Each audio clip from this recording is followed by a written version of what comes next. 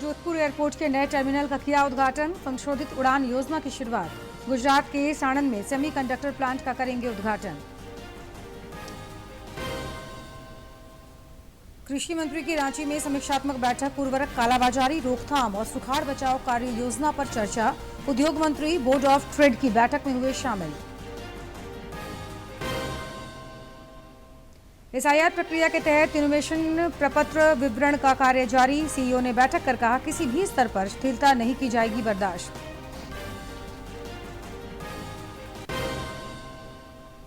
और वित्त मंत्री ने रांची में शूटिंग चैंपियनशिप का किया उद्घाटन। कांके के स्कूल ने जीता अंडर 15 जिला सुब्रतो कप फुटबॉल का खिताब।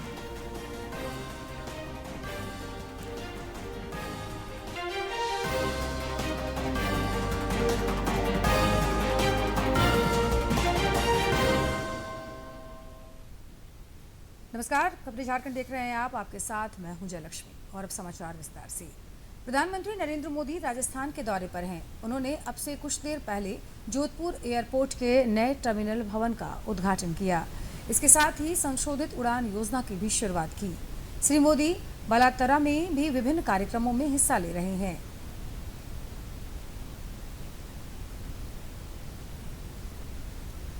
जोधपुर एयरपोर्ट, उसका नया ये टर्मिनल भवन, प्रधानमंत्री यहाँ पहुँचे हैं और साथ ही साथ नए टर्मिनल भवन का यहाँ उद्घाटन और उड़ान के अगले चरण का भी शुभारंभ यहाँ पर प्रधानमंत्री आप कर चुके हैं, जिसके तहत 100 नए हवाई अड्डे और उसके साथ साथ बेहतर कनेक्टिविटी जो है वो हमें नजर आएगी। आप देख सकते हैं इन तस्वीरों में किस तरीके से उड़ान का अगला चरण शुरू हो गया है। 10 वर्षों के लिए आपको बता दें ये शुरू किया गया है, जिसमें करीब 120 नए जो गंतव्य हैं उनको शामिल किया जा रहा है। और कैसे उड़ान के चलते हमने देखा था अब तक भी कितना लाभ मिला था, कनेक्टिविटी किस तरीके से बढ़ती नजर आई थी। लेकिन ये नया टर्मिनल भवन जहां पर राजस्थान की जब सांस्कृतिक विरासत की हम बात करते हैं तो उसकी एक झलक भी आप देख सकते हैं यहाँ नजर आ रही है। साथ ही केंद्रीय मंत्री जो हैं प्रधानमंत्री को जानकारी देते हुए किस तरीके से नया टर्मिनल भवन और उसके साथ साथ ये पूरा जो एयरपोर्ट है अब काम करता नजर आएगा। कहीं ना कहीं पर्यटन को किस तरीके से बढ़ावा दिया जा सकता है। और करीब आपने देखा 2743 मीटर लंबा रनवे जो है वो यहाँ पर है। आधुनिक जो सुविधाएं हैं उनसे पूरी तरीके से लैस ये नया टर्मिनल भवन, जिसका प्रधानमंत्री ने यहाँ उद्घाटन किया और खासतौर से अपने आप में काफ़ी महत्वपूर्ण। इस दौरान राजस्थान के जो सांस्कृतिक रंग हैं, लोक संस्कृति है, उसकी भी प्रस्तुति दी गई। जोधपुर एयरपोर्ट की तस्वीरें आप देख सकते हैं किस तरीके से एक नया टर्मिनल भवन अब यहाँ मिल चुका है। प्रधानमंत्री आज गुजरात का भी दौरा करेंगे। अहमदाबाद के साणंद में वे outsource semiconductor assembly and test plant का उद्घाटन करेंगे।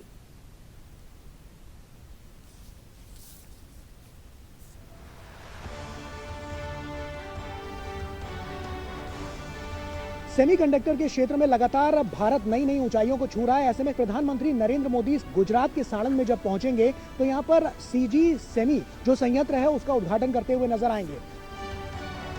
ये संयंत्र आने वाले समय में बेहतर भविष्य का निर्माण तो करेगा ही, साथ ही साथ भारत को और ज्यादा मजबूत बनाता हुआ नजर आएगा।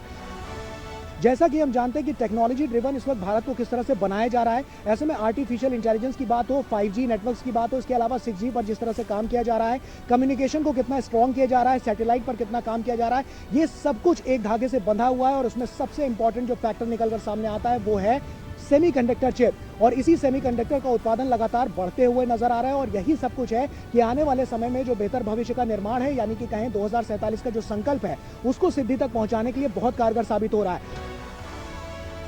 और इसी कड़ी में 5 अरब ऐसी सेमीकंडक्टर चिप्स बनती हुई नजर आएंगी जो प्रति वर्ष बनेंगी। और यही आज का जो संकल्प है वो आने वाले समय में जब ये संयंत्र का पूरा काम पूरा हो जाएगा तब उसके बाद देखने को मिलेगा कि किस तरह से जो आगे के निर्णायक मोड़ है वो कैसे आगे बढ़ते हुए नजर आते हैं और 2047 का जो संकल्प है उसको कैसे चरितार्थ भी करते हुए नजर आते हैं। तो भारत मजबूती के साथ सेमीकंडक्टर के क्षेत्र में आगे बढ़ रहा है। और जैसा कि हम जानते हैं कि सेमीकंडक्टर का जो क्षेत्र है उसमें इंडिया सेमीकंडक्टर मिशन, जिसकी शुरुआत 2021 में हुई थी, 76,000 करोड़ करोड़ रुपए की लागत के साथ उसकी ये चौथी परियोजना बहुत महत्वपूर्ण है और इसीलिए प्रधानमंत्री नरेंद्र मोदी जब यहाँ पर पहुंचेंगे, उसके बाद जब ये उद्घाटन करते हुए नजर आएंगे तो आने वाले भारत की जो सशक्त तस्वीर है वो टेक्नोलॉजी के लिहाज से और ज्यादा उभर कर सामने आएगी। कैमरा पर्सन पीयूष के साथ मैं गौरव श्रीवास्तव, साणंद, गुजरात। नीति आयोग के ताजा फिजिकल हेल्थ इंडेक्स में झारखंड ने शानदार प्रदर्शन करते हुए देश के शीर्ष 3 राज्यों में अपनी जगह बनाई है। झारखंड को अचीवर श्रेणी में शामिल किया गया है। बता दें आपको, मजबूत वित्तीय अनुशासन, संसाधन जुटाने की क्षमता और संतुलित खर्च के मामले में बेहतर प्रदर्शन की वजह से राज्य को यह उपलब्धि हासिल हुई है।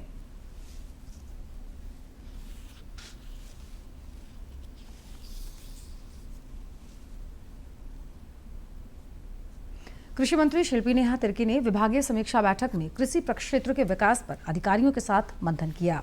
इस दौरान उन्होंने उर्वरकों की कालाबाजारी पर प्रभावी तरीके से अंकुश लगाने के निर्देश दिए। बैठक के दौरान राज्य में सुखाड़ की आशंका के मद्देनजर कार्य योजना पर भी विमर्श हुआ। कृषि मंत्री ने कहा कि हर हालात से निपटने के लिए राज्य सरकार पूरी तरह तैयार है। श्रीमती तिर्की ने पंचायतों में मिलेट मिशन को तेज करने की हिदायत दी।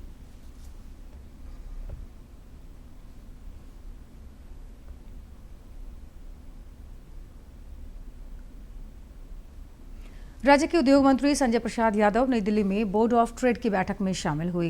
इस दौरान केंद्रीय वाणिज्य मंत्री पीयूष गोयल की मौजूदगी में देश में औद्योगिक विकास, निवेश, विनिर्माण और निर्यात से जुड़ी संभावनाओं पर चर्चा हुई। राज्य के उद्योग मंत्री ने बैठक में राज्य की जरूरतों और विकास की संभावनाओं से केंद्रीय मंत्री को अवगत कराया। उन्होंने एक पत्र भी केंद्रीय मंत्री को लिखा है। श्री यादव ने झारखंड में निर्यात को बढ़ावा देने के लिए बुनियादी ढांचे और संस्थागत सुविधाओं के विस्तार की मांग की है। उन्होंने रांची और देवघर एयरपोर्ट से अंतर्राष्ट्रीय कार्गो विमान सेवा शुरू करने का भी आग्रह किया है। डालसा की झालसा की ओर से रांची में वित्तीय प्रबंधन विषय पर कार्यशाला का आयोजन हुआ। डोरंडा स्थित न्याय सदन में आयोजित इस कार्यशाला में उच्च न्यायालय के न्यायाधीश न्यायमूर्ति सुजीत नारायण प्रसाद भी शामिल हुए। सभी वक्ताओं ने वित्तीय कौशल संवर्धन के उपायों पर प्रकाश डाला। इस दौरान झालसा, डालसा और न्यायिक सेवा के सदस्य मौजूद रहे। झारखंड चैम्बर के अध्यक्ष आदित्य मल्होत्रा ने रांची हवाई अड्डे के विभिन्न रूटों पर विमान सेवा के विस्तार पर जोर दिया।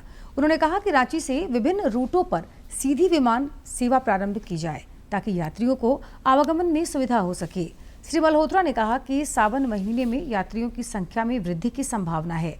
ऐसे में कुछ उड़ानों के अस्थायी रूप से बंद करने के निर्णय पर पुनर्विचार की आवश्यकता है।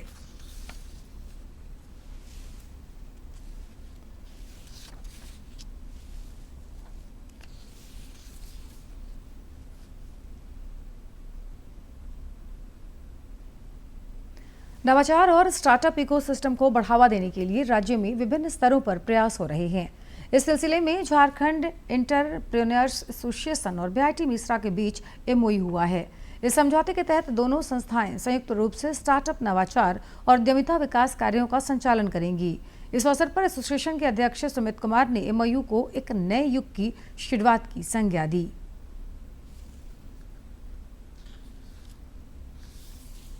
जामताड़ा के कर्माटांड थाना क्षेत्र में छापेमारी कर पुलिस ने 3 साइबर अपराधियों को गिरफ्तार किया है। पुलिस उपाधीक्षक अमित कुमार ने बताया कि इन साइबर अपराधियों के पास से 7 मोबाइल और 6 सिम कार्ड बरामद किए गए हैं।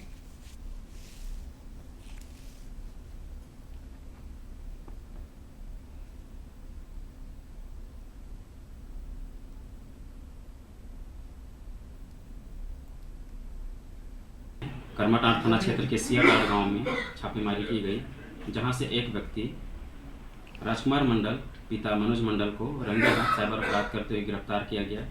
तत्पश्चात लकाटंगा गांव में सोनू कुमार मंडल के घर में छापेमारी की गई, जहां से कुल 2 व्यक्तियों सोनू कुमार मंडल पिता अर्जुन मंडल, दूसरा व्यक्ति बंटी कुमार सेन पिता स्वर्गीय राजेंद्र सेन को रंगे हाथ साइबर अपराध करते हुए गिरफ्तार किया गया है।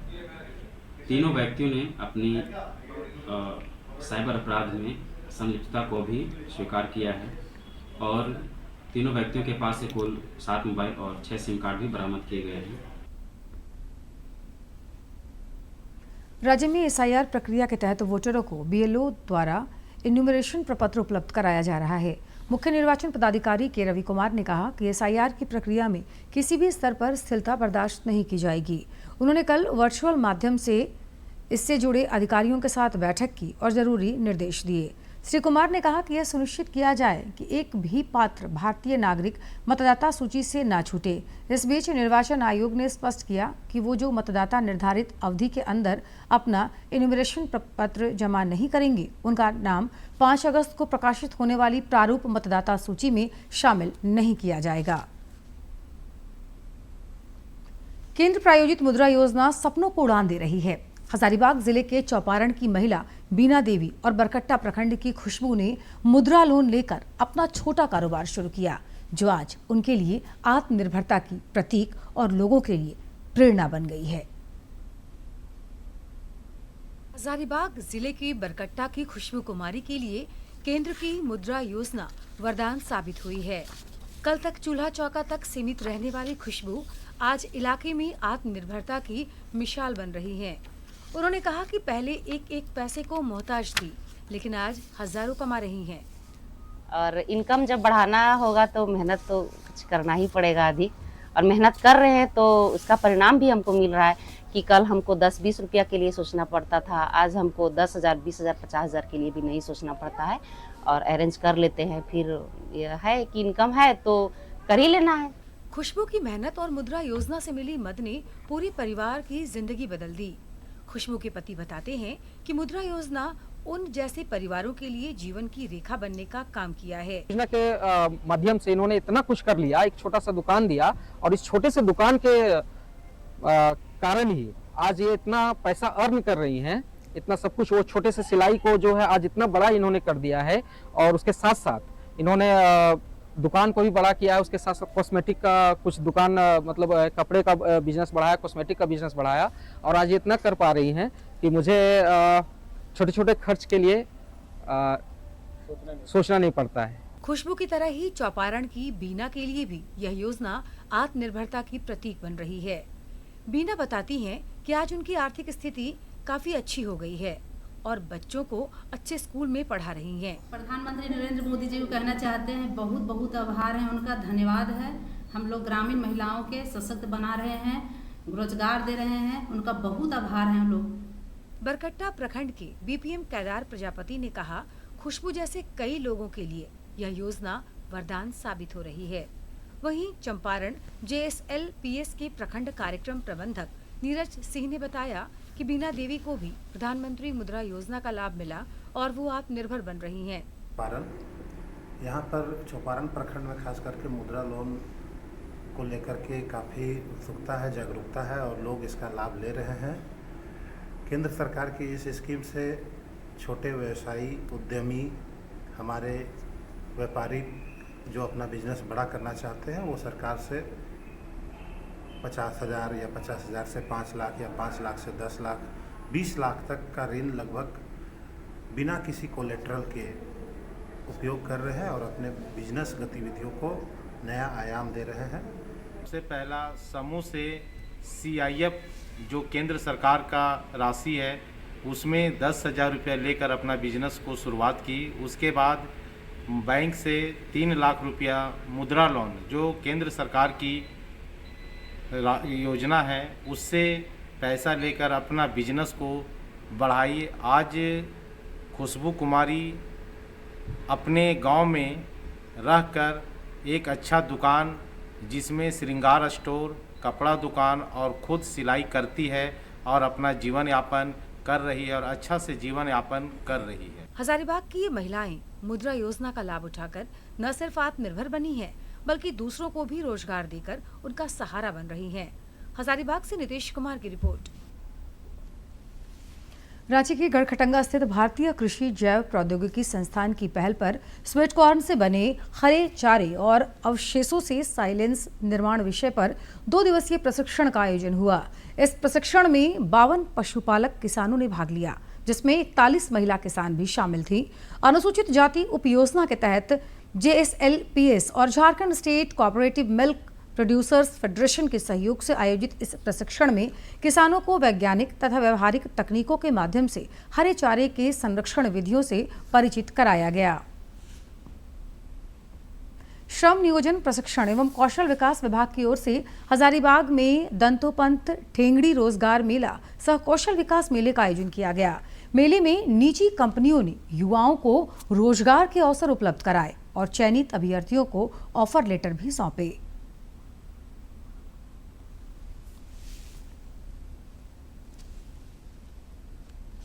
हजारीबाग नगर भवन में आयोजित दंतोपंत ठेंगड़ी रोजगार मेला सह कौशल विकास मेले में रोजगार पाने वाले युवाओं के चेहरे पर खुशी साफ दिखी। इस दौरान अभ्यर्थियों ने अलग अलग कंपनियों में आवेदन किया। चयनित युवाओं को मौके पर ही ऑफर लेटर प्रदान किए गए और आज मुझे ऑफर लेटर मिला तो बहुत खुशी हुआ और ये झारखंड सरकार और यूनिवर्सल आइडियल सेवा समिति के सभी परिवार के सहयोग से ये मिल पाया है, जिससे मैं बहुत ज़्यादा खुश हूँ क्योंकि मैं अपने पैरों पे खड़ी हूँ। अब मैं अपने माँ बाप का बोझ नहीं बल्कि उनको प्रोटेक्ट करूंगी, उन्हें हेल्प करूंगी। रोजगार मेले में 13 निजी कंपनियों ने अपने स्टॉल लगाए, जहां अभ्यर्थियों का साक्षात्कार लिया गया। प्रशिक्षण प्राप्त युवाओं को उनकी योग्यता के अनुरूप रोजगार के अवसर उपलब्ध कराए गए। जिला नियोजन पदाधिकारी देव कुमार प्रसाद ने कहा कि मेले में 50 से अधिक युवाओं का ऑन द स्पॉट चयन किया गया। इसका काम ही है कि बेरोजगार बच्चों का रजिस्ट्रेशन करना और उनको उनका प्लेसमेंट करवाना। तो इसीलिए हम लोग हर महीने 3 तारीख को इस फाइनेंशियल ईयर में आदरणीय उपायुक्त महोदय का भी आदेश है कि हर महीने के 3 तारीख को हम लोग रोजगार मेला सह कौशल विकास मेले का आयोजन करें। रोजगार के अवसर युवाओं के भविष्य को नई दिशा देने के साथ प्रदेश के आर्थिक विकास में भी अहम भूमिका निभाते हैं। हजारीबाग का यह रोजगार मेला इसी दिशा में एक सार्थक पहल साबित हुआ है, जहां कौशल और अवसर का बेहतर समन्वय देखने को मिला। हजारीबाग से गौरव प्रकाश की रिपोर्ट। अंतर्राष्ट्रीय सहकारिता दिवस पर आज देश भर में कई कार्यक्रम आयोजित किए जा रहे हैं। केंद्र सरकार का सहकार से समृद्धि पर फोकस है। दुनिया भर में लाखों करोड़ों लोगों की जिंदगी से जुड़ा है सहकारिता आंदोलन। किसान हो, दुग्ध उत्पादक, मजदूर, छोटे कारोबारी, महिला स्वयं सहायता समूह या फिर बैंकिंग और housing sector.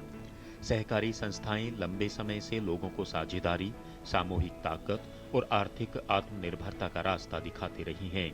International day of cooperatives हर साल जुलाई के पहले शनिवार को मनाया जाता है। इस दिन का उद्देश्य है दुनिया को यह बताना कि कोऑपरेटिव मॉडल यानी सहकारिता का मॉडल सिर्फ व्यापार या लेन देन का माध्यम नहीं, बल्कि समावेशी विकास, सामाजिक न्याय और सामूहिक समृद्धि का मजबूत आधार है। इस दिवस की शुरुआत अंतर्राष्ट्रीय सहकारिता गठबंधन ने की थी। बाद में संयुक्त राष्ट्र ने भी इसकी अहमियत को स्वीकार किया और इसे वैश्विक मान्यता दी। सहकारिता की सबसे बड़ी ताकत है सबका साथ, सबकी भागीदारी, सबका लाभ। यानी यहाँ मुनाफा सिर्फ कुछ लोगों तक सीमित नहीं रहता, बल्कि संस्था से जुड़े सदस्य मिलकर फैसले लेते हैं, संसाधन साझा करते हैं और लाभ भी सामूहिक रूप से हासिल करते हैं। भारत जैसे विशाल और कृषि प्रधान देश में सहकारिता की भूमिका और भी ज्यादा महत्वपूर्ण हो जाती है। दूध से लेकर चीनी मिलों तक, कृषि ऋण से लेकर खाद बीज वितरण तक और गांवों की छोटी बचत से लेकर बड़े सामुदायिक ढांचे तक सहकारी संस्थाओं ने दशकों से आम लोगों की आर्थिक रीढ़ को मजबूती दी है। देश में सहकारिता आंदोलन का इतिहास दशकों पुराना है, लेकिन इसे मजबूती से आगे बढ़ाने के लिए मोदी सरकार में सहकारिता मंत्रालय का गठन हुआ और सहकार से समृद्धि के नारे को आगे लेकर आज देश में सहकारिता आंदोलन तेजी से आगे बढ़ रहा है। अनुज यादव, डीडी न्यूज, दिल्ली। और अब कुछ खबर राज्य के विभिन्न जिलों से फटाफट अंदाज में।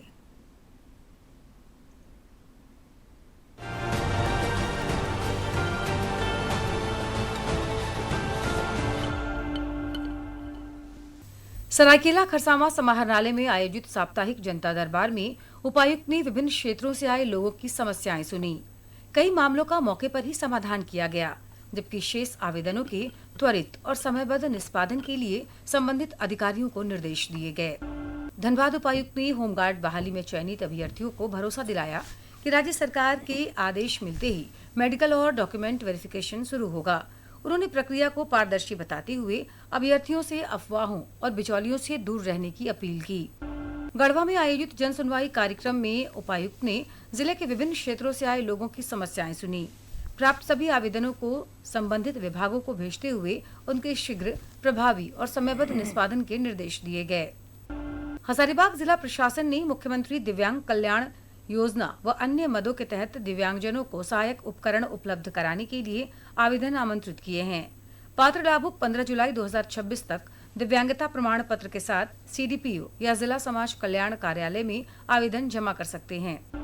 देवघर फायर स्टेशन में गृह रक्षा वाहिनी के जवानों को फायर सेफ्टी प्रशिक्षण दिया गया। आगजनी जैसी आपात स्थितियों से निपटने, जानमाल की सुरक्षा और अग्निशामक यंत्रों के सही उपयोग की जानकारी दी गई। मॉक ड्रिल के माध्यम से व्यवहारिक प्रशिक्षण भी कराया गया। देवघर में राजकीय श्रावणी मेला एवं बाबा मंदिर की व्यवस्था को लेकर पंडा धर्म रक्षणी सभा के साथ बैठक हुई। इसमें सुगम जलार्पण, भीड़ प्रबंधन, शीघ्र दर्शनम व्यवस्था और VIP पूजा जैसे विषयों पर चर्चा कर श्रद्धालुओं की सुविधा सुनिश्चित करने पर बल दिया गया। कोडरमा में जिला समाज कल्याण विभाग की समीक्षा बैठक में प्रधानमंत्री मातृवंदना, पोषण ट्रैकर और किशोरी समृद्धि योजना सहित विभिन्न योजनाओं की प्रगति की समीक्षा की गई। अधिकारियों को पात्र लाभुकों तक समयबद्ध लाभ, नियमित मॉनिटरिंग, जन जागरूकता और PC-PNDT अधिनियम के तहत सख्त कार्रवाई के निर्देश दिए गए।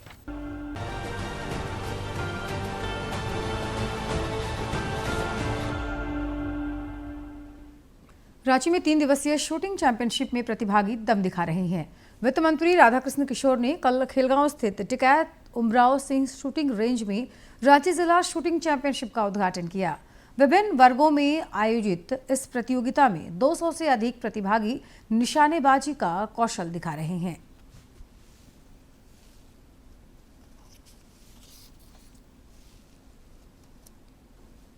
राज्य जिला सुब्रतो कप फुटबॉल प्रतियोगिता के अंडर 15 वर्ग का खिताब कांके स्थित मुख्यमंत्री उत्कृष्ट विद्यालय ने जीत लिया। इस प्रतियोगिता में जिले के सभी 19 प्रखंडों की बालक टीमों ने भाग लिया। कांके के मुख्यमंत्री उत्कृष्ट विधायक के विद्यालय के खिलाड़ियों ने बेहतरीन प्रदर्शन करते हुए फाइनल मुकाबले में सेंट जॉन स्कूल को पराजित कर चैंपियन बनने का गौरव प्राप्त किया। भारतीय जूनियर महिला हॉकी टीम यूनाइटेड किंगडम के एक्सपोजर दौरे के लिए रवाना हुई। 14 सदस्यीय इस भारतीय टीम में झारखंड की निशा मिंज, पार्वती तोपनो, बिनीमा धान और रोशनी आइंद भी शामिल हैं। यह दौरा 5 से 14 जुलाई तक निर्धारित है। इस दौरान जूनियर हॉकी टीम कई मैच खेलेगी। फीफा विश्व कप फुटबॉल का रोमांच जारी है। टीमों के बीच अंतिम 16 में प्रवेश के लिए मुकाबले जारी हैं। अर्जेंटीना ने फीफा विश्व कप 2026 के राउंड ऑफ 32 में कैप वर्डे को अतिरिक्त समय तक चले रोमांचक मुकाबले में 3-2 से हराकर अंतिम 16 में जगह बना ली है और इस जीत के साथ ही अर्जेंटीना ने अंतिम 16 में प्रवेश कर लिया है, जहां उसका सामना मिस्र से होगा। विश्व कप में अपने अब तक के सफर में शानदार प्रदर्शन करते हुए कैप वर्डे की टीम अपने खेल से हर किसी को प्रभावित किया। वहीं फीफा विश्व कप 2026 के राउंड ऑफ 32 मुकाबले में मिस्र ने रोमांचक पेनल्टी शूट आउट में ऑस्ट्रेलिया को 4-2 से हराकर अंतिम 16 में जगह बना ली है और इस जीत के साथ ही मिस्र ने विश्व कप के नॉकआउट चरण में अपनी पहली जीत दर्ज की है। राज्य में 9 जुलाई तक बारिश के आसार हैं। 7 जुलाई तक कई इलाकों में आंधी और वज्रपात की आशंका है, जिसे लेकर मौसम विभाग ने चेतावनी जारी की है। पिछले 24 घंटे के दौरान सिमडेगा के बोलबा में सर्वाधिक 51 मिलीमीटर बारिश रिकॉर्ड हुई। रांची के बुढ़मू, धनबाद के गोविंदपुर, खूंटी के अड़की और गुमला के घाघरा में भी अच्छी बारिश हुई। वज्रपात की वजह से बारिश के आंकड़ों में भी लगातार सुधार देखा जा रहा है।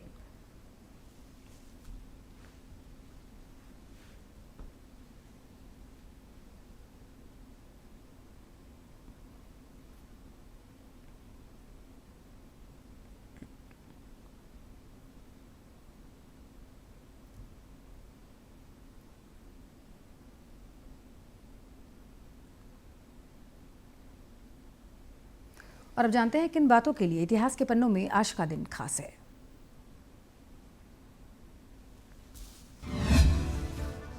4 जुलाई वर्ष 1902 में स्वामी विवेकानंद का निधन हुआ।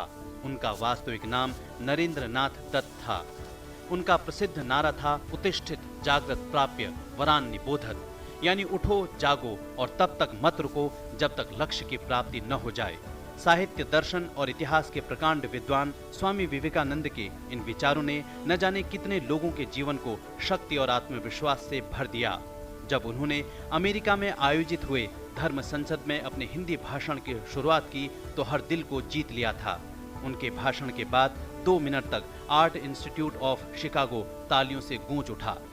वह भाषण आज भी याद किया जाता है। स्वामी विवेकानंद के व्यक्तित्व और विचारों ने न सिर्फ भारतीयों को बल्कि विदेशियों को भी प्रेरित किया था। भगिनी निवेदिता उनमें से एक नाम है। ये पंक्तियां उनके चरित्र का सटीक वर्णन करती हैं। 30 वर्ष का ज्योति पुंज था, ज्ञान पुष्प का सुरभि कुंज था, मस्तक पर थी अरुणिम रेखा, चकित रह गया जिसने देखा, शब्द सुदर्शन धारी था वो, देवदूत अवतारी था वो।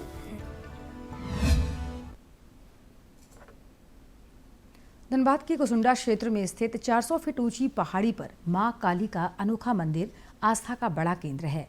बीसीसीएल के डंप से बनी वृंदावन इको पार्क के बीच यह स्थल प्राकृतिक सुंदरता से भरपूर है, लेकिन सड़क और बुनियादी सुविधाओं के अभाव में यह धार्मिक धरोहर उपेक्षा का शिकार है। खदानों के बीच बनी इस ऊंची पहाड़ी पर स्थित मंदिर श्रद्धालुओं के लिए विशेष आस्था का प्रतीक है। यहाँ से कोयलांचल का विहंगम दृश्य और शांत प्राकृतिक वातावरण लोगों को आकर्षित करता है। नवरात्र और पर्वों पर यहाँ हजारों श्रद्धालु दर्शन के लिए पहुँचते हैं। मंदिर के पुजारी बताते हैं कि यहाँ लोगों की आस्था बहुत गहरी है, लेकिन रास्ते की समस्या सबसे बड़ी है। माँ का वो जिस समय हो रहा था उस समय भव्य रूप इनका देखने को मिला, जिससे कि यहाँ सैकड़ों भक्त थे। ऐसा आंधी आया लेकिन किसी को बाल बाका नहीं है। बात विचार चल रहा है कि इसमें कुछ आने का मार्ग अच्छा हो जाए, सीढ़ी बन जाए, तो यहाँ भक्तजनों के ज़्यादा से ज़्यादा भीड़ बनी हुई है। स्थानीय लोगों का कहना है कि सड़क, प्रकाश और अन्य सुविधाओं की कमी से मंदिर का विकास रुक गया है। बरसात में यहाँ पहुँचना और भी कठिन हो जाता है, जिससे श्रद्धालुओं को परेशानी होती है। लोग इसे एक प्रमुख धार्मिक और पर्यटन स्थल के रूप में विकसित करने की मांग कर रहे हैं कि सर इस पर ध्यान दिया जाए। ये पूरे झारखंड में ये मंदिर पर्यटक स्थल होगा और यहाँ श्रद्धालु स्वेच्छा से सद्भाव से यहाँ आएंगे। बिल्कुल बहुत यहाँ पर तो शादी ब्याह भी अब जो है ना शुरू होने का है, लेकिन थोड़ा सा रोड का अभाव के चलते यहाँ रुका हुआ है। विकास की राह देखता यह स्थल आज भी बेहतर सुविधाओं की प्रतीक्षा में है। जरूरत है कि प्रशासन और बीसीसीएल मिलकर इसे इसकी वास्तविक पहचान और पहचान के अनुरूप विकास दें। धनबाद से अजय कुमार सिन्हा की रिपोर्ट। खबरों के अंत में एक नजर मुख्य समाचार पर।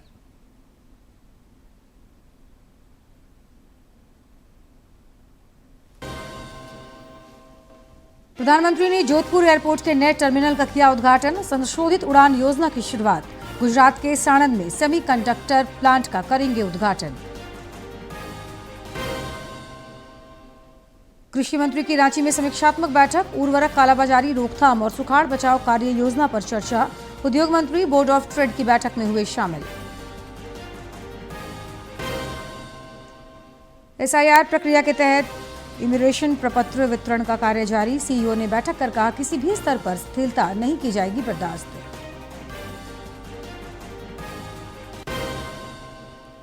और वित्त मंत्री ने रांची में शूटिंग चैंपियनशिप का किया उद्घाटन। कांके के स्कूल ने जीता अंडर 15 जिला सुब्रतो कप फुटबॉल का खिताब।